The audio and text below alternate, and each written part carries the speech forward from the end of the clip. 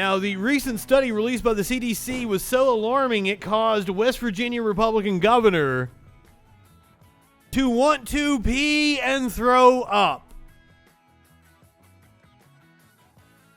The rise of the Delta variant in West Virginia and the fear of inadequately containing it makes West Virginia's governor uneasy. During a coronavirus briefing on Thursday, Governor Jim Justice said the thought of the Delta variant rising in the state makes him want to pee and throw up. Do we have video of this? Please tell me we have video of this. COVID-19 vaccines. God, it's an hour and a half long.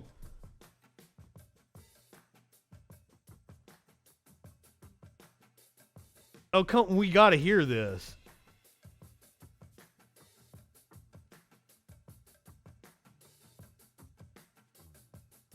See if I can find it real fast.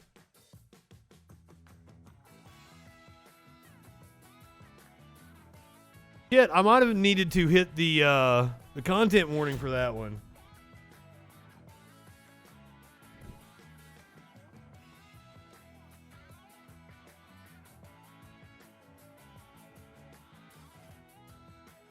Okay. I think we have the clip. This is West Virginia Governor Jim Justice.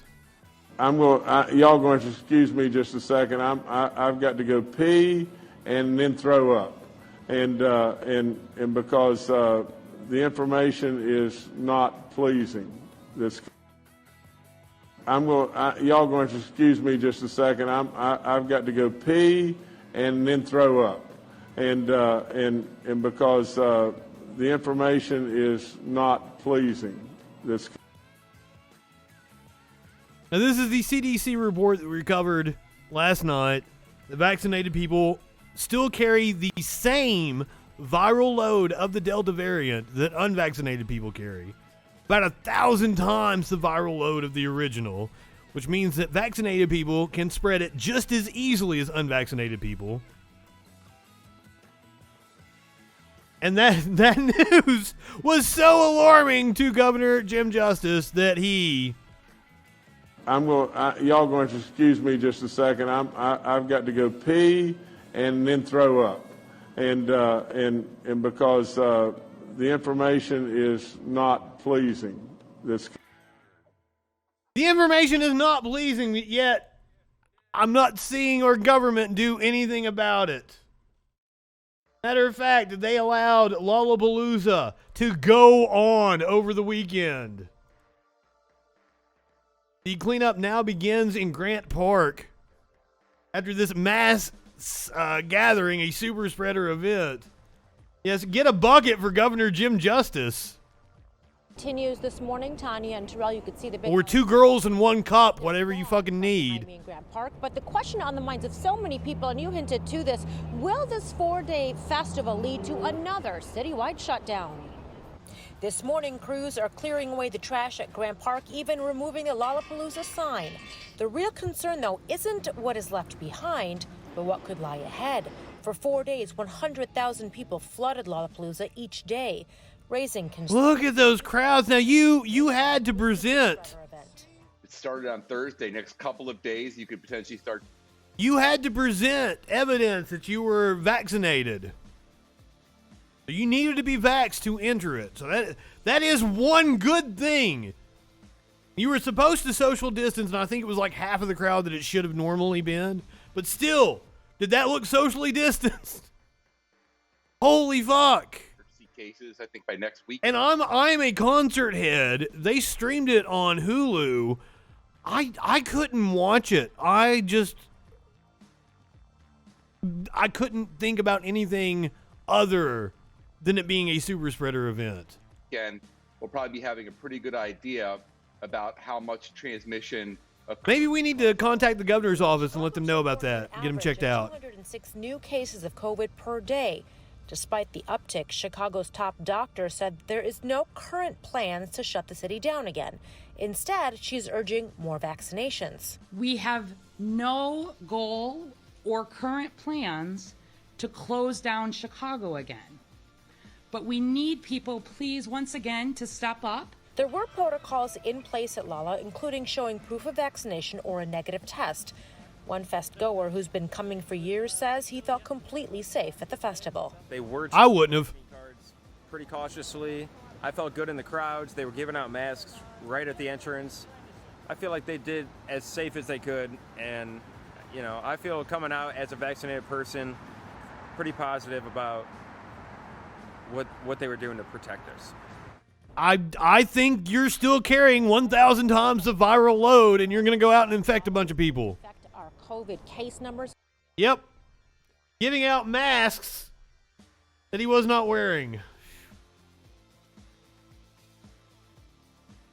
Meanwhile, in Tennessee, a Republican, after a long battle with COVID, is urging others to take it seriously. A state lawmaker in Tennessee. Fighting COVID-19 for 8 months. He released a statement explaining what it was like nearly dying. As News Channel 5's Kyle Horan shows us, he's not the only Republican lawmaker now telling their story. With COVID cases rising, it's more important than ever that people get vaccinated. And now there's one Republican lawmaker who just got out of the hospital who says he thinks people should consider it. Consider it! Near-death experience. For 8 months, he fought COVID, even being put on a ventilator for 55 days. His family planned for his funeral, and he even had his liver replaced after getting jaundice. Now, he's recovered and released a statement about his illness. But you should consider getting vaccinated. Seriously. In one part, he addresses people who are hesitant to get the vaccine, saying, quote, "I would say COVID is real and it is very dangerous. It is a disease that wants to kill us. Please take it seriously. Please consider getting vaccinated. This is an issue that should not divide us." This is an issue that should not divide us. Well, guess what some other fuck in his party is doing in Tennessee at this very moment? Tennessee House Speaker threatens special session if school districts mandate masks. He wants to call a special session to overrule school districts mandating masks in Tennessee after his own colleague is almost died from it.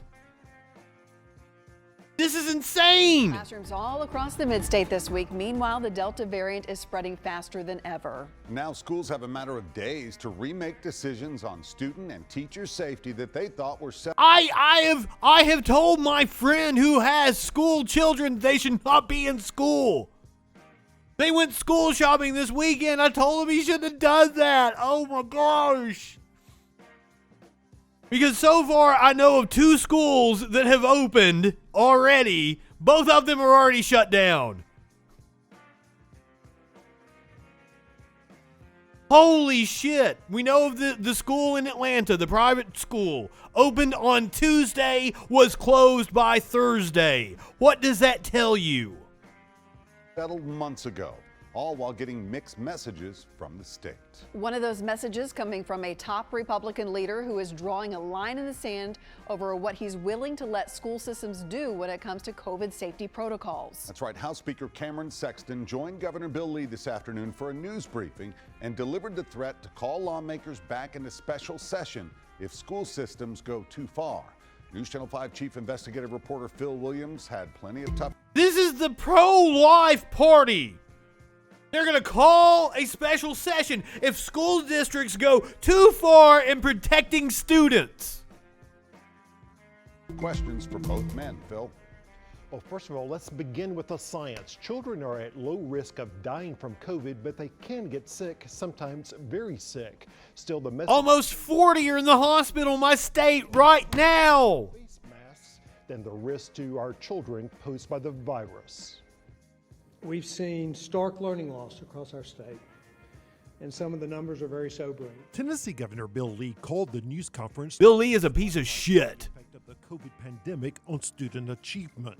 It is really hard to teach a child to read. It is really hard to do that in the pandemic. But the American Academy of Pediatrics says face masks are the best hope for keeping kids in the classroom during the coming year, especially with a more infectious Delta variant now sweeping the country. House Speaker Cameron Sexton made it clear he's not going to tolerate schools closing or require... And like, We're just going to open the school up, close it back down, quarantine people. These quarantine people are going to need some sort of lifeline from the government to keep them going. Holy shit. It really seems like our thought process on it right now is not to prepare for the worst. It's almost certainly going to happen within the next few weeks. It's just to barrel on through it. Holy shit. Wearing face masks. So I sure hope that school systems do not require a mask mandate for those students. And if they do, I'm going to ask the governor for a special session. If they close the schools, I'm going to ask the governor for a special session. Sexton acknowledged that the nation's pediatricians, as well as the CDC, have recommended that children... They don't give a shit about that life once it's born. That is correct. Politicians are in a better position to make those kinds of decisions. We can listen to healthcare people. You can listen to the economists. But at the end of the day, we're elected and we make the decision. No. You should listen to the healthcare people. You shouldn't listen to the economists. This is a matter of public safety. The economists have no dog in this fight. And if we don't take care of public safety, there's not going to be an economy for them to economist about. That we feel are best based on the information that we have. Should school systems be punished if they want to be safe and protect their children from... You think so? Punished by telling them they can't mandate a mask? If that's a punishment, sure. We have a solution for COVID-19, and it's a vaccine. In fact, facing a backlash from conservative Republicans, Lee's administration has pulled back from its vaccine outreach to teens, and kids under age 12 are not even approved for the shot. Still, Governor Lee said he isn't persuaded by what the nation's pediatricians say. If you're not listening to the American Academy of Pediatrics, who are you listening to? I'm listening to parents.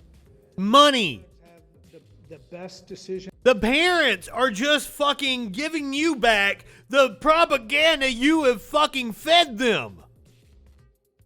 It's a feedback loop of stupidity. Making process for their children of anyone. What about the medical professionals, sir? The parents should consult with their medical professionals to make those decisions. I think we'll see more children die because they're not protected. Yep. We have a more virulent strain coming through. Former Health Department insider Dr. Michelle Fiscus, a trained pediatrician, recently told me she... Yeah, my state has signed on to the amicus brief asking the Supreme Court to overturn Roe v. Wade. That's their priority right now, not protecting the children from this deadly virus that's going around. It's political posturing over a stupid fucking culture war issue that doesn't belong in the hands of politicians.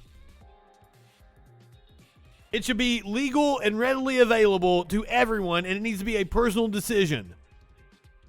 I hear a lot of people saying that if you don't have a uterus, you shouldn't have an opinion on it. No, you should have an opinion on it, and that opinion should be, it's none of your fucking business.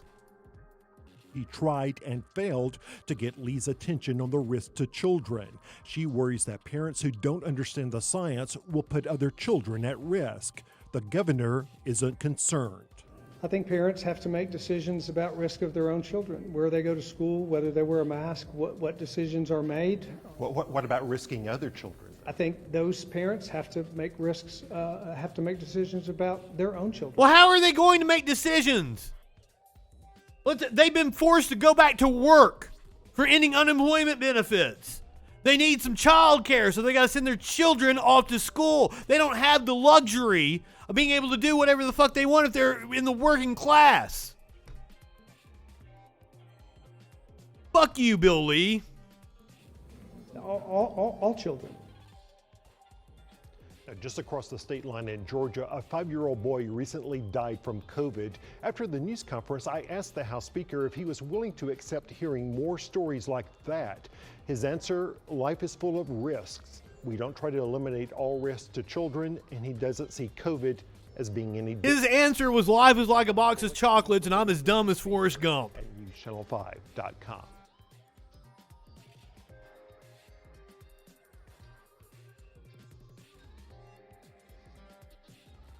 I told you about the school in Atlanta last night. We have a school in the Bay Area now.